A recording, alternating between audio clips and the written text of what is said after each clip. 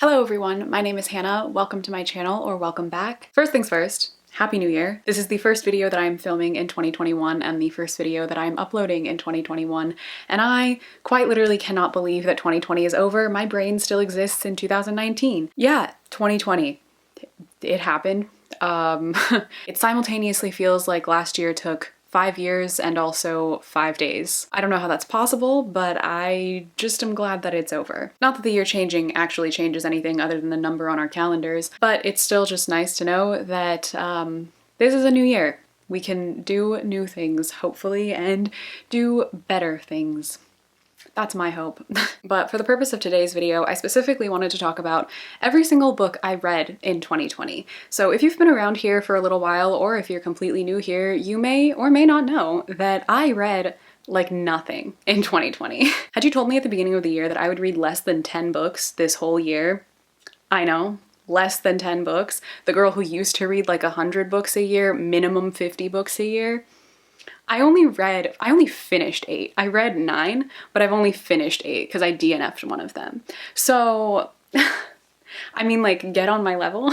But in all seriousness, I feel like if you told me at the beginning of the year, I just never would have believed you, because I am so used to reading so much now that not reading felt very strange. But I just didn't want to read this year, if I'm being quite honest. Living through what 2020 was, living through this pandemic, I just had no motivation. Like, creatively, as you can also tell, I barely uploaded any videos, and I really just didn't want to read either. I needed to find like something outside of, I think, booktube specifically and reading specifically. I needed some place where I could pour my creativity into that was outside of this, and I feel like I have been dipping my toe into different things, and I've been able to discover some new interests and kind of like get a feel for other things that I love outside of just creating book content and just reading books and talking about books. So yeah, all that to say, I read very few books this year. Like I said, read a total of 9, but only finished 8. And today I just wanted to talk about those books. I've talked about several of them multiple times on my channel already,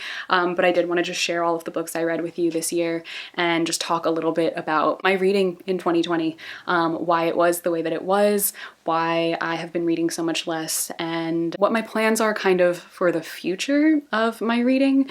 And yeah, so we'll just go through all of that. We'll talk about that a little bit. So I feel like in the past, when it came to reading, I used to finish a book and then immediately pick up another one because I just like had to continue consuming stories.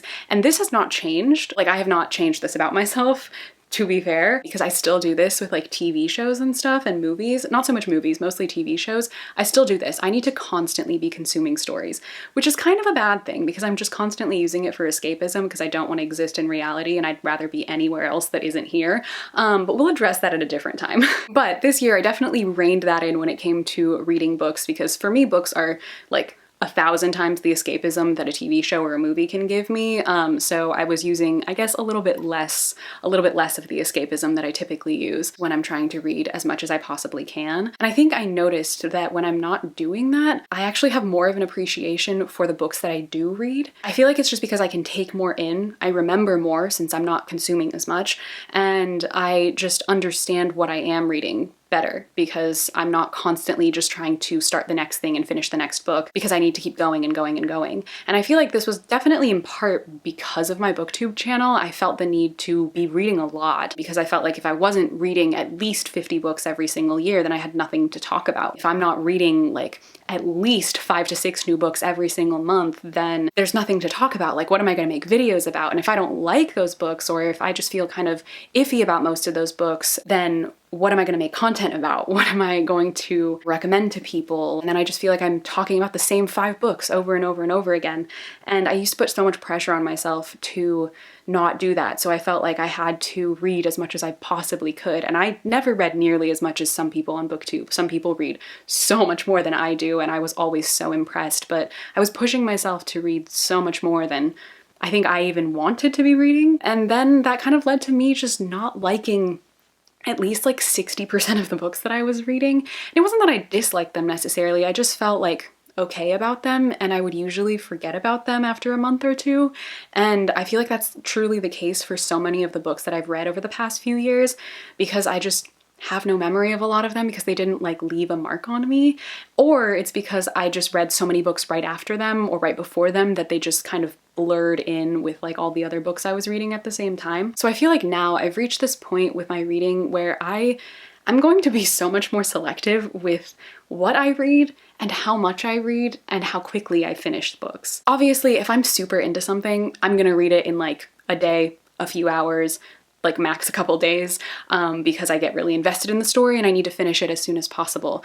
But that doesn't mean I have to pick up another book immediately that same day and try and finish it, or read like 6 books at the same time, which is a super bad habit of mine, or push myself to read so many books in 1 month because I need to fill some random quota I've made up for myself. And along with that, I think that means for me that I just have to be more selective about what I read. I'm really only gonna read the books I'm genuinely excited about reading, like the next book in a series that I already love, or a series that I've always really wanted to start but I just have been putting off for a really long time. Something by a favorite author, or something that feels relevant to my life situation or the world, or read more nonfiction about something that I feel like I need to learn more about or I want to know more about. And I feel like I just need this approach when it comes to my reading, because I feel like it's just gotten to this point for me where I've consumed so much story that I don't have space for more, if that makes sense. I mean, there are an endless number of books and stories in this world, and it's not possible to consume all of them, nor do I think it's good for me to try and consume as many of them as possible,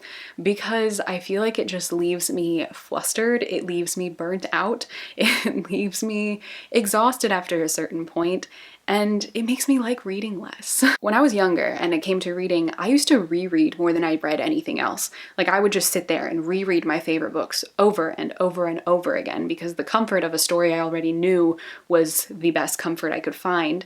And it's been so long since I've like consistently reread my favorite books, to the point where it feels like some of these stories that I say are like my favorite stories are starting to lose meaning to me because I've distanced myself from them so much. So I think that's another thing I definitely want to focus on this year, is rereading more of my favorite books and not like looking down on myself for that, because every time I reread a book, I'm like, well, it doesn't count because you can't make a video about it because you've already talked about this book, because we're not doing that anymore. I'm not reading for you. I'm not reading for the people who watch these videos. I'm reading for me.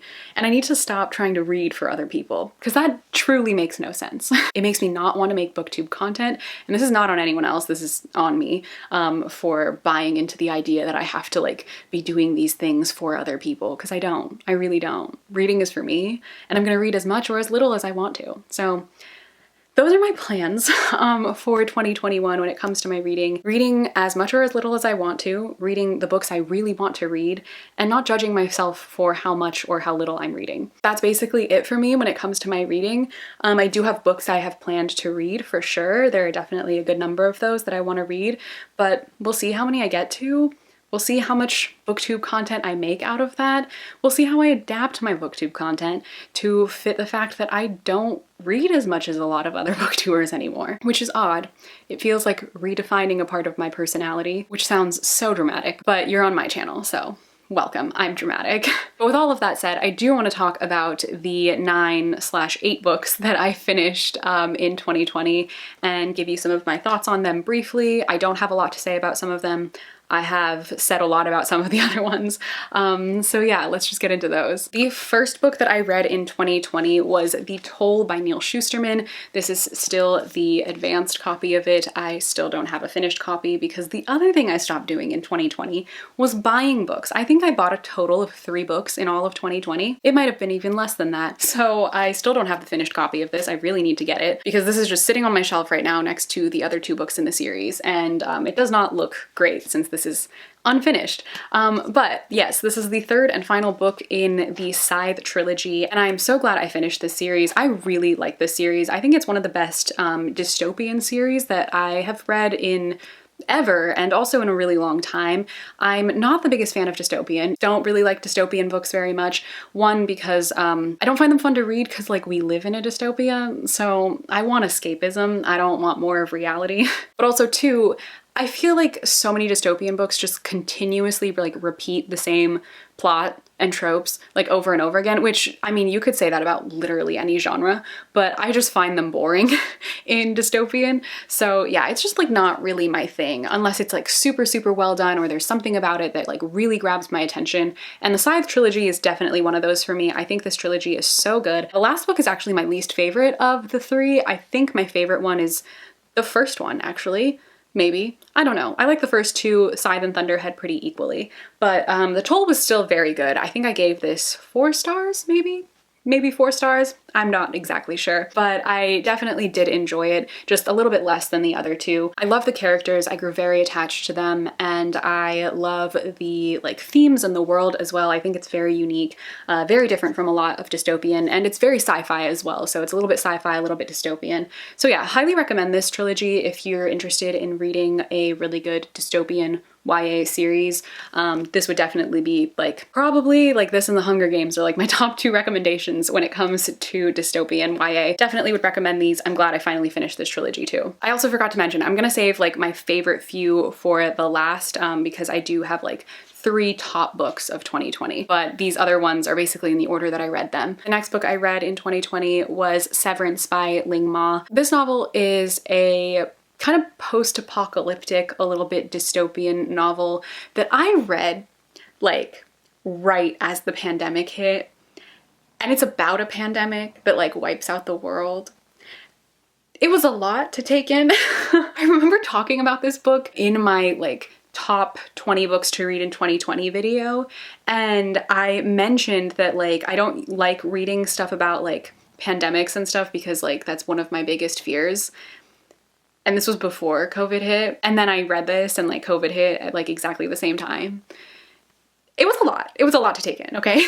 Anyway, it's pretty satirical and it's essentially about this girl who's a photographer and she lives in New York City after a pandemic has like basically wiped out the world and everyone's like leaving the city and it's kind of like a ghost town now, essentially. I ended up not really liking the book very much personally, and I definitely think that a lot of people will enjoy this. I just don't think it was for me particularly. I gave it about like 3 stars, I think. I think it was pretty average. I've read other pandemic post-apocalyptic novels that I've liked a lot more than this one. But I do think that like, if this is something you're interested, especially if you like satire, this is something that I would definitely recommend for you to try out if you're looking for something like that. It's definitely thought-provoking. It's something that I feel like would be fun to discuss with other people, but I also just really read it at the worst possible time. Like really started off my reading this year so well, super great. It was a lot. It was a lot to take in, and I'm not reading any more pandemic novels for a long time. So yeah, that's just not happening. All right, the next book that I read in 2020 was The Hand on the Wall by Maureen Johnson. This is the 3rd book in the, what's it called? Trilogy? What is it called? Truly Devious. Wow, it's been so long. The Truly Devious trilogy, which I started reading years ago as well, and I really, really liked the first 2 books, and I enjoyed The Hand on the Wall as well, but I found it like a little bit disappointing personally. I feel like it was just kind of anticlimactic. Like I was waiting for so much to happen, like so much buildup. We had so many like plot twists in the first 2 books, and this one was like mostly resolution, which obviously I want, but it felt just a little bit underwhelming. So I definitely liked it way less than the first 2 books in the trilogy. It takes place in 2 different timelines, one in the 1920s or 30s. It's been a minute. And then the other in modern day, and it takes place at a boarding school where these students are basically trying to solve this murder that took place in the 20s, and they're trying to solve it now while there are other like murders and like crimes taking place in present day as well. I don't find it to be super predictable, which I really enjoy because I find most mysteries to be very predictable, and that's why I don't read too many of them. But I really, really enjoy this one because I feel like the mystery is really fun. I like that it's partially historical but also set in modern day. Very fun and also very just easy to get through, which is something nice when you just like want a fun, good series. So I definitely do recommend checking this out if that's something that you're interested in. I definitely think it's worth reading. But like I said, Hand on the Wall, which I read this year, I just found it to be a little bit disappointing, like just anticlimactic for like the resolution of this like big intense mystery that had 2 previous books where we were like super invested in it. I just found the last one to be a little bit underwhelming personally. So the next book I read in 2020 is the one that I did DNF. So I just started this one. I never finished it. I got like maybe a third of the way through, and I was like, yeah, not doing this. And that book is All the Bright Places by Jennifer Niven. So I actually decided to read this book because I watched the Netflix film with my family, and I didn't realize that it was based off of this book, which is super popular actually, but I had never really heard much about it. I feel like a long time ago I'd remembered people talking about it, but that was back when I didn't read a lot of YA contemporary, so I had never read it. So I decided to start it after I had watched the movie because I did actually like the movie. I thought it was super sad, but it gave me like John Green, like Perks of Being a Wallflower, nostalgic, coming of age teen YA movie film. What does that mean? That's what it made me feel. So I was like, maybe I'll enjoy this book. And then I started reading it. I did not enjoy it. So I decided to DNF it because in the year 2020, what is the point of finishing a book you don't like? Unless you hate reading it for fun. But like, this was not me hate reading for fun. I just genuinely didn't like it. So yeah, didn't finish this one. I don't think I will ever go back to it. I don't think I'll ever watch the movie again either, because it was honestly just like too sad.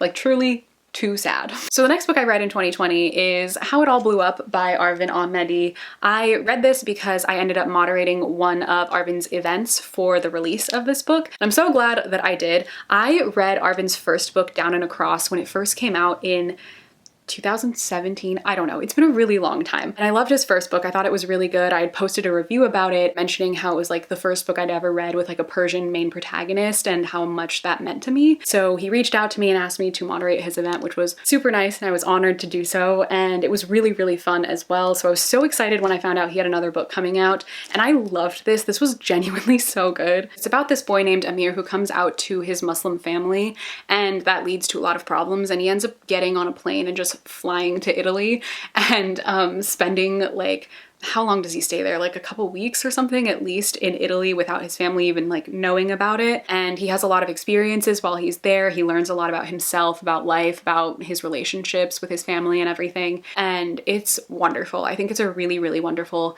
coming of age story, a story about coming out, a story about culture and family and identity. Persian identity especially is like a big key component of this, and there was a lot that I could relate to in here as well. So yeah, I definitely would recommend you picking up this book and trying it out. I definitely think that it is worth it. It's one of my favorite books I read this year. Obviously I didn't read a lot, but it truly did stand out to me, and I really enjoyed my time reading it. I flew through it. I read it so quickly. I think it's well worth it, and it doesn't have a lot of hype. Not at all. I've barely seen anyone talking about it. And I'm pretty sure I gave this book about 4 stars. I think. That sounds about right. The next book I read was Clap When You Land by Elizabeth Osievato. I've talked about this book a little bit briefly in a reading vlog I uploaded recently, I think, and I mentioned that this is the second Elizabeth Osievato book that I've read. I really loved her first book, The Poet X. It's one of my favorite YA contemporaries I think I've ever read. It's so, so good. So I was really excited to start this one as well. But this one for me personally, I think it's mostly just because of the time that I read it, like I mentioned in that video. It just didn't really stand out to me, and it wasn't super memorable. I also ended up reading it over the span of like several months because I just didn't finish it quickly, and I think that definitely influenced my opinion of it as well. So I found it to just be kind of like okay and just not my favorite, but also something I would definitely recommend other people to read if it's something you're interested in. It is something that I think that plenty of people would enjoy, and I think it is something you should keep on your radar and check out. At the very least, check out Elizabeth Osievato's books and just like read whatever you find interesting, because her books are great and her writing is exceptional. All right, so now I'm going to talk about the top 3 books that I read in 2020. These are my top 3 favorites. The top 2 are almost tied for like number 1, but there basically is a number 1. This is definitely number 3 out of the ones that I read though, and that is none other than Ninth House by Leigh Bardugo. I finally read Ninth House. I started Ninth House in 2019, but I finished it like at the beginning of this year. So I'm really glad that I did, because this book was so good. I cannot wait for the continuation of this series. I love Leigh Bardugo, as we know. I'm a huge fan of the Six of Crows series, literally one of my all-time favorite series, if not like the top series.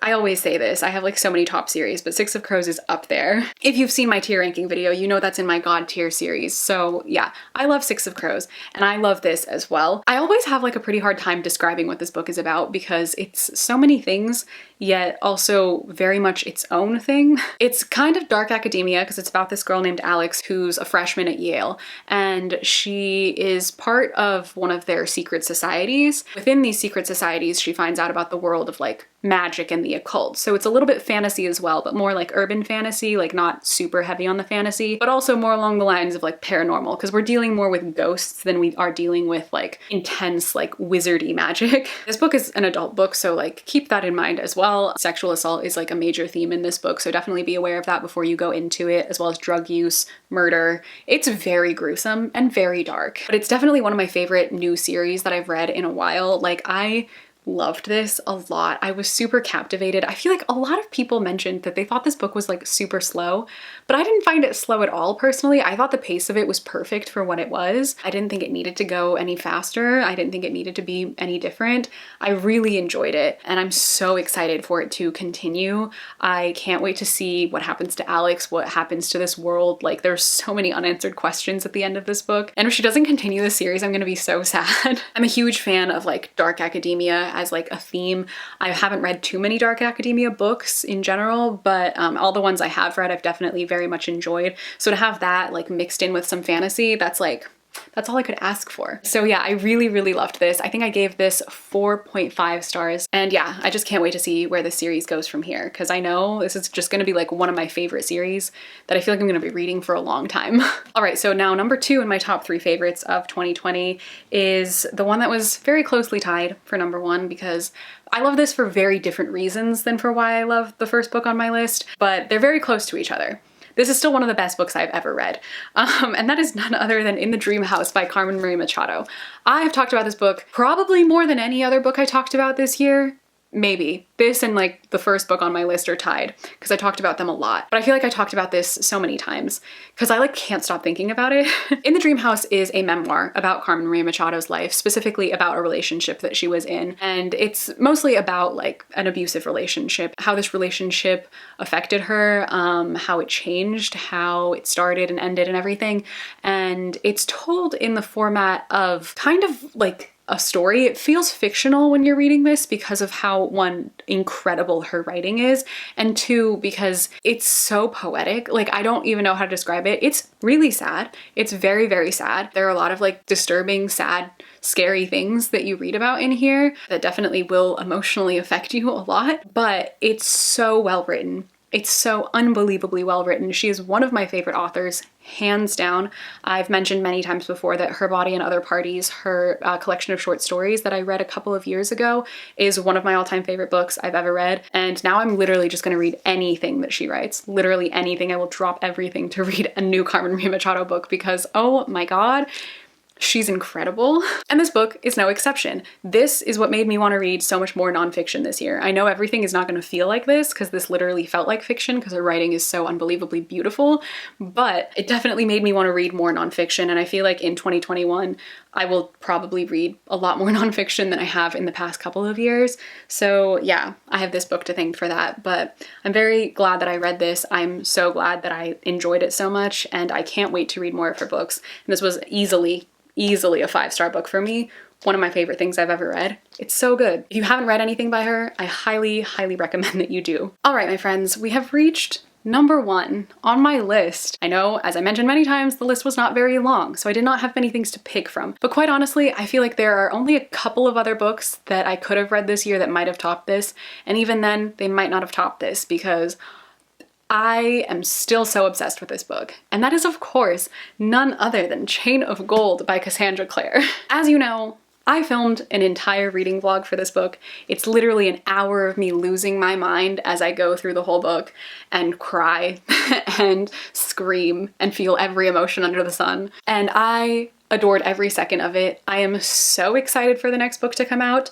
I cannot wait to start reading it. Yes, I'm absolutely gonna film another reading vlog exactly the same way I did for this one and chronicle my entire experience of reading the book. So I can't wait for that. But this book was so much more than I even wanted it to be. I knew I was gonna love this because I had waited years and years and years for this book to come out. And when it finally came out, obviously I thought I would enjoy myself, but I didn't think that I was going to like it and be as attached to it as I am. I still think about this book all the time. I read this in March. I think it was March. time isn't real, but I still think about it literally every single day.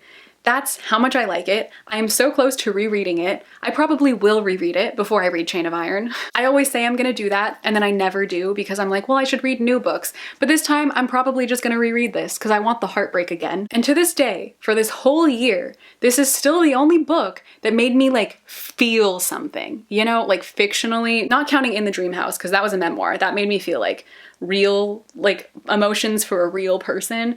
This made me feel like emotions for fictional characters in a way that I haven't for so long and I desperately wanted to feel. So yeah, I am just so glad that this series is out. I'm so glad that I read this year and I had such a good experience reading it, and that I have like a fun vlog filmed that I can always go back and watch whenever I want to re-experience all of these emotions. And yeah, like I said, I can't wait to read the next book in the series as well. Hands down, easily 5 out of 5 stars, one of my favorite, if not, don't quote me on this, so far, my favorite Cassandra Clare book I've ever read. Clockwork Princess and Clockwork Angel are still up there, but like, this is so good. It's so good. If you're thinking about getting into Cassandra Clare books, and if you just want to start with this, you can. And honestly, as much as I would recommend reading The Infernal Devices first, which I still do, you should read those first. If you don't want to, just start with this series. It's so good. It has everything you could possibly want. The drama, the angst, the fantasy. It's so good. It's so good. That's all I can say. Read Chain of Gold. All right, everyone, so that is it for my list of every book I read in 2020, as well as my favorite books of 2020. I hope you all enjoyed watching this video. I hope that my lack of reading in this year was not super disappointing for you, but I'm not gonna make any promises that I'm gonna read a ton more books in 2021 because I honestly don't know. I'm gonna read when I feel like reading and as much as I feel like reading, and I'm not gonna try and push myself to read more than I want to. I'm just gonna read what I wanna read and talk about those books when I want to, and maybe that'll be a lot of books, maybe that'll only be a few books.